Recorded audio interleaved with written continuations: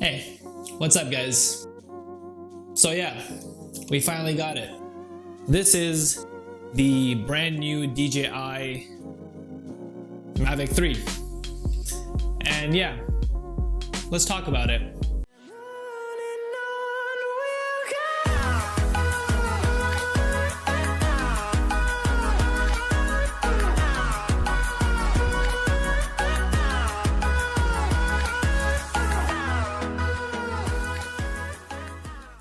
Okay, so before we get into all the amazing things that this drone can do, let's quickly talk about the body. And right off the bat, I just want to mention that this is the standard DJI Mavic 3. This is not the cine version, and this is the one that we're reviewing today, since this is the one that probably most people are going to be buying.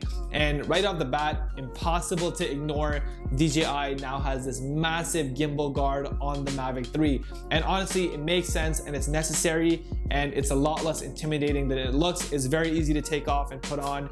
It's just one clip and it slides right off. And honestly, I think you need this thing because it houses these beautiful double cameras, which we're obviously going to talk about. Another subtle change on the drone is that they changed the color to this deep space gray. Now, I know that's probably irrelevant to most people, but hey, I think that this color looks pretty sick. There's also new props on this drone, and they are extremely quiet. Honestly, the first time I flew this thing, I was shocked at how silent it was, especially for its size, because this is a big boy. This drone weighs about 900 grams. And you're also gonna notice that there's a bunch of sensors around. So on the front, on both sides, on the top, and on the bottom. And this drone comes with DJI's latest technology, so APAS 5.0 and Activetrack 5.0, and we're definitely gonna talk about both of those. Another new change is that the battery now goes in from the back. So you just double clip, you pull it out, and this is honestly a really big battery, but I'm a fan of this design. It's a lot like the DJI Mini series, just without the flap, and DJI claims that the battery life is about 46 minutes, 45 minutes in flight time without any wind, obviously, or anything like that. And there's also 8 GB of internal onboard memory on this drone. Okay, so now let's talk about the main feature of the DJI Mavic 3, and that's obviously the double cameras. And we're gonna talk about the bottom one first, as that's the main Hasselblad camera. So the big upgrade on this camera compared to the Mavic 2 Pro and the DJI Air 2S is that it now features a much larger sensor. So the Mavic 2 Pro and the DJI Air 2S had a 1-inch sensor, and the DJI Mavic 3 now has a 4/3-inch sensor. So it's larger than 1 inch. And basically what this does is that it lets in way more light into your camera when you're taking a photo or you're recording a video, which obviously, as we know, increases the quality of our image. Also, this camera still takes 20 megapixel stills, both in JPEG and in RAW. And because the sensor size is now bigger, the size of those megapixels will also be bigger, meaning that the detail and the quality and the clarity that you're gonna get in each of your images is gonna be significantly improved. And honestly, as a photographer, I've been flying this drone for a couple of days now, and I'm absolutely in love with how crispy the images are. The dynamic range is to die for, and I'm not kidding guys when I'm telling you, I'm literally drooling over how good these photos look.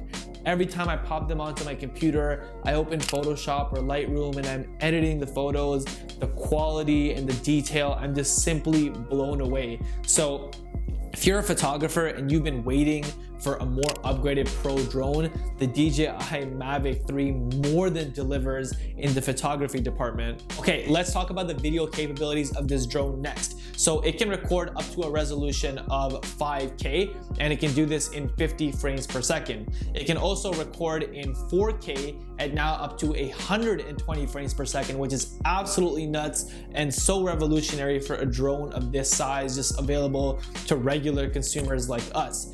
DJI has also included a new video mode called C4K, which is basically an agreed upon standard in the film industry for cinematic 4K. So for those of you that are looking to record a more cinematic looking 4K type of footage, this is honestly the best drone for you, and I'm super pumped about this mode that DJI added because I've been playing around with C4K a bunch since I got the Mavic 3, and honestly, I am totally in love with it. The main camera on the DJI Mavic 3 also has a variable aperture ranging from f2.8 all the way up to f11. So it gives users way more flexibility with their exposure, and once again bringing back that variable aperture. It also has 10-bit color and D-Log color profiles for you to record in, which obviously, as you know, gives you infinite options in post whenever you guys are color grading.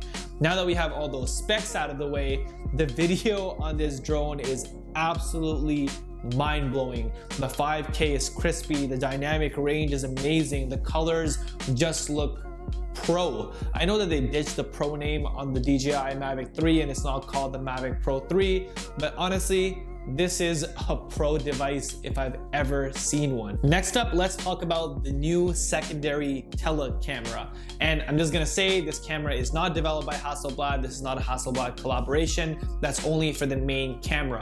The secondary tele camera is a 1/2-inch CMOS sensor, which is locked at an aperture of f4.4. And this camera is very interesting, and we're gonna talk about how it works. And I just wanna clarify this and state this up front. The DJI Mavic 3 does not have optical zoom. So let's talk about how this top tele camera works. Basically, what you do is you enter this mode, which DJI calls Explore mode, and this enables zoom capabilities on the DJI Mavic 3.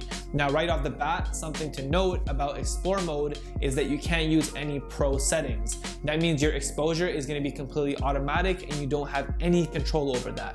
Now, up to 7 times zoom, you're actually still using the main Hasselblad camera. So you're using that 4/3 inch sensor to zoom in.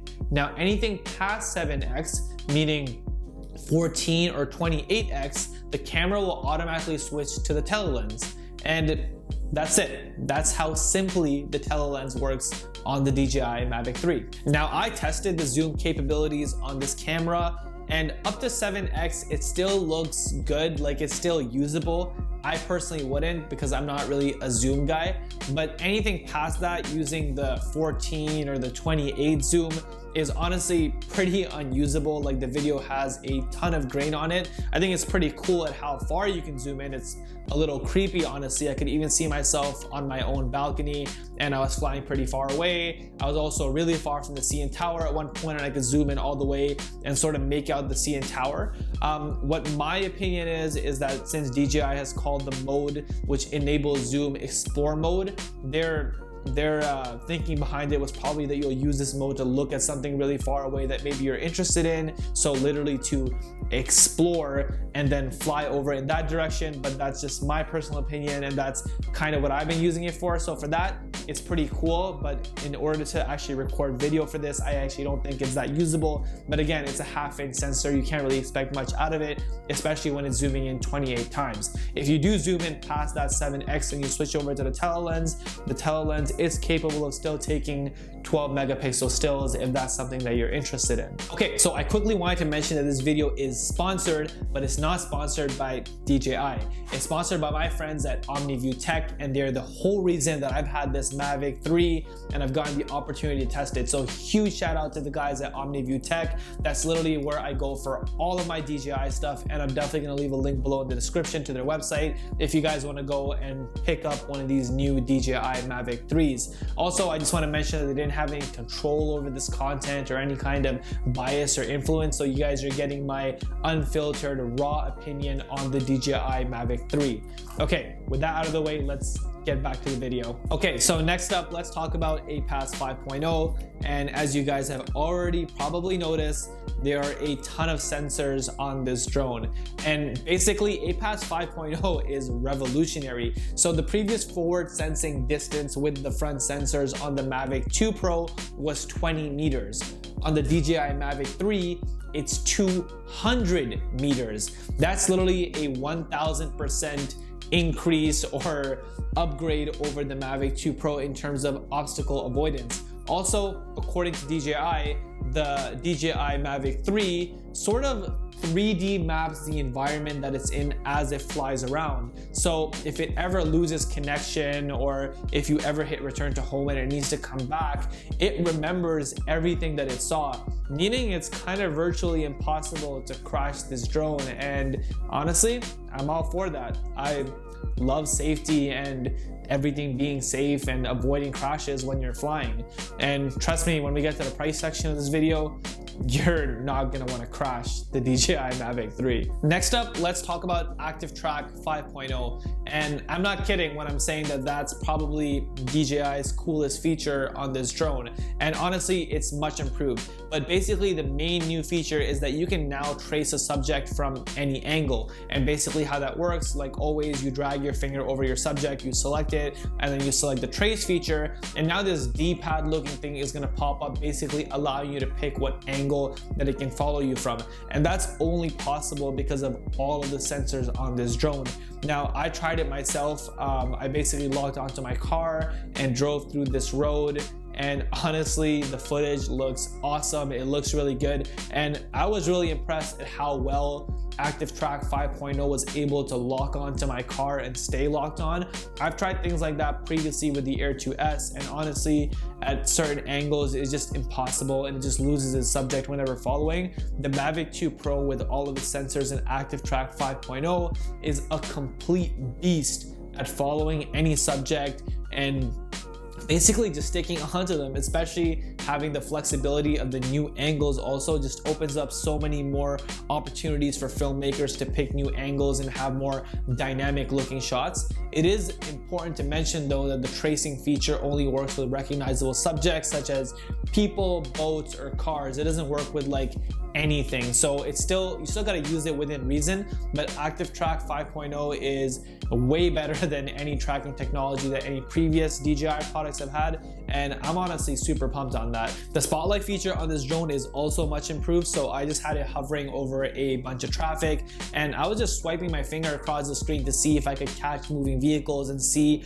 if Activetrack and spotlight would activate and start following those cars, and I was pretty surprised and honestly really shocked when the drone was able to pick up these moving cars while I was just swiping my finger, and it started tracking them, and it kept track of them for much longer than I thought because I wasn't moving my drone and the vehicles were getting further away, and it was still able to keep them in frame and lock on. And like I said, I was pretty far. So the spotlight feature and again Activetrack 5.0 as a total on the Mavic 3 are way improved, really good, super accurate, and I'm really excited to see what kind of shots people are going to be getting now with this improved tracking technology on the DJI Mavic 3. The Mavic 3 still sports OcuSync 3.0, so you still have that indestructible signal, and it still uses the controller that we've become pretty accustomed to now with the DJI Mini 2 and the Air 2S, so no big changes there.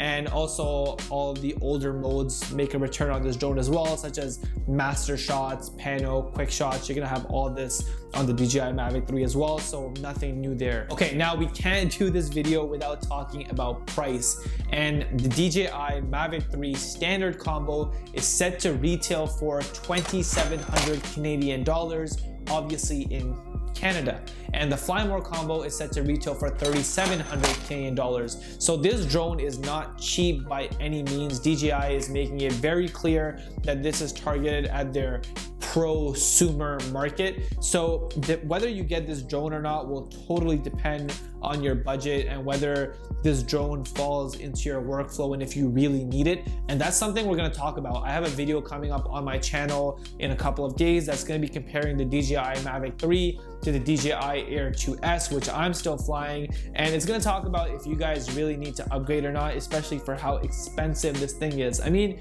it's almost double the price of the Air 2S. So is it doubly better?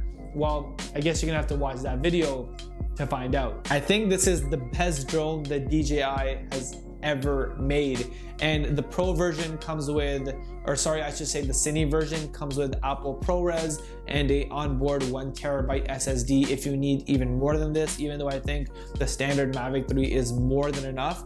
But this is by far the best drone that you can get on the market today, and honestly I think even DJI is gonna have a very difficult time topping this drone. So very much like the Mavic 2 Pro, for the next couple of years, who knows how long, the DJI Mavic 3 is gonna be the king of the skies. I think this is literally the best drone ever, and literally ever made by DJI. And even with that tough price tag that's so hard to swallow, I still think that this drone is worth every penny. And that's it for this video, guys. So hopefully you guys learned something new and you enjoyed that. If you did, hit that like button, smash it. It really helps out the video. If you guys are new to the channel and you enjoy drones, photography, and all that stuff, then definitely subscribe. It would mean a lot to me. That's all I have for this video though. I'll see you guys in the next one, and until then, keep creating.